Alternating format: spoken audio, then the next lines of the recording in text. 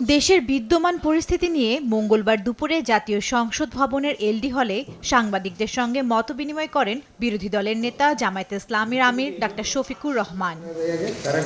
কথা বলেন প্রস্তাবিত বাজেট, সীমান্ত ইস্যু, পুশিন, সার্বিক আইনশৃঙ্খলা পরিস্থিতি সহ নানা বিষয়ে। অভিযোগ করেন সীমান্তে ভারতের পুশিন নিয়ে সংসদের চলমান অধিবেশনে আলোচনার জন্য নোটিশ দিলেও তা গ্রহণ করা হচ্ছে না।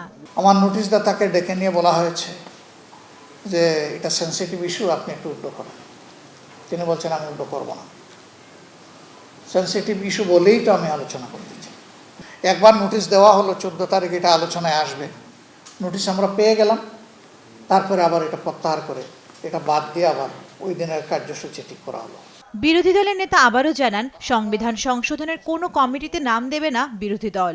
সংবিধান সংস্কারই চাই তাদের, প্রয়োজনে রাজপথে নামারও হুঁশিয়ারি দেন তিনি। যেটা সংসদে সমাধান হওয়ার সংসদে হবে, যেটা না হওয়ার রাজপথে হবে। আমরা কনফিডেন্ট এই দাবি আদায় হবে ইনশাআল্লাহ, আইদার টুডে অর টুমরো।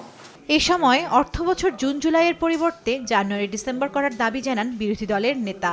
এখন যেটা জুলাই টু জুন আছে এটাকে যেন জানুয়ারি টু ডিসেম্বর করা।